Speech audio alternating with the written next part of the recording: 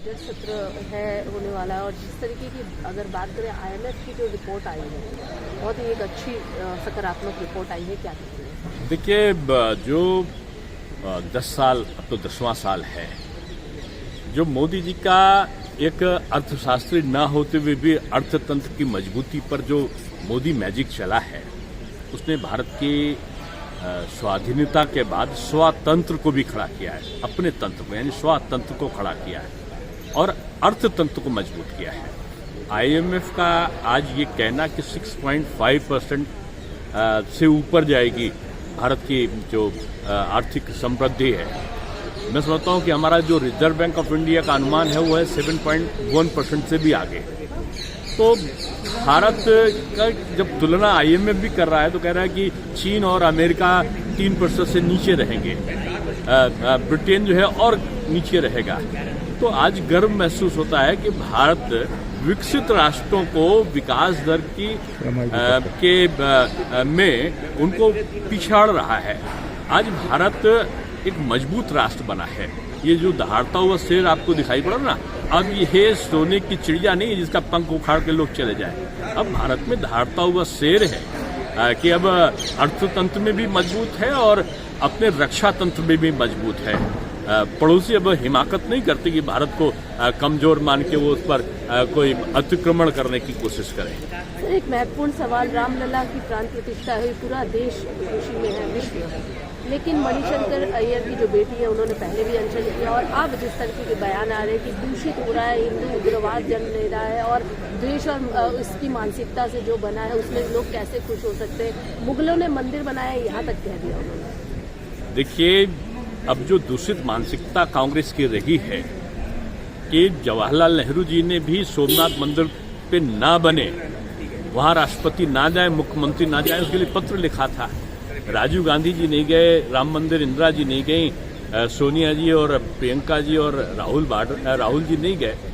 इस बात का प्रतीक है कि ये सब जो है श्री राम जन्मभूमि मंदिर के पक्ष के लोग नहीं रहे हैं।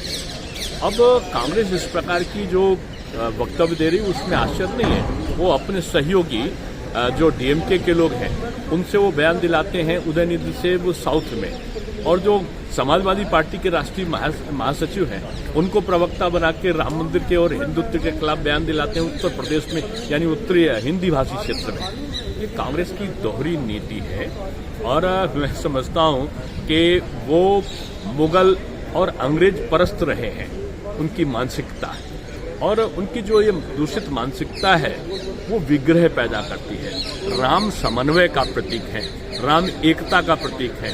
दलित, पिछड़ा, कुचड़ा, आदिवासी, रीछ, वानर, भालू, इनके उत्थान और समन्वय का प्रतीक है। अत्याचार पर सत्य की विजय का प्रतीक है। वो मानव संबंधों का एक उदाहरण है और उनको अगर कोई चुनौती देता है तो ये दुर्भाग्य, मैं समझता हूं कि नेता का नहीं, ये कांग्रेस पार्टी का है। 11वें और 10वें के बीच का अंतरिम बजट है और पूरी उम्मीद के साथ ही 11वां बजट भी मोदी जी जल्दी ही प्रस्तुत करेंगे लोकसभा चुनाव के बाद। आज आईएमएफ भी कह रहा है कि भारत की जो विकास दर है वो 6.5 है, यानी चीन से और अमेरिका जो 3% के आसपास है उससे काफी ज्यादा है, जबकि हमारा आरबीआई कहता है कि हम 7.1% से भी ऊपर है विकास दर। यानी जो मोदी मैजिक है उसने अर्थव्यवस्था में पंख लगाए हैं और आज पूरा जोर जो प्रधानमंत्री का है वो इस बात पे है कि जो गरीबी है, जो उन्होंने कहा जो 4 जातियां हैं, गरीबी है, महिला है और उसके साथ साथ युवा है और किसान है, इन 4 जातियों के उन्नयन के लिए पूरा जोर मोदी सरकार का है। विपक्ष का लेकिन आरोप है कि सरकार इन्फोर्समेंट डायरेक्टरेट और सेंट्रल एजेंसियों का दुरुपयोग कर रही है। अब भ्रष्टाचार आप करो और आप ये भी उम्मीद करो कि आपको कोई फूल माला लेकर थाली में सजाकर लाएगा आपके लिए। निश्चित रूप में ईडी आएगी, सीबीआई आएगी, यही आएगी ना, कोई जांच एजेंसी होगी, पुलिस आएगी। आप भ्रष्टाचार ना करो, ये सब लोग नहीं आएंगे।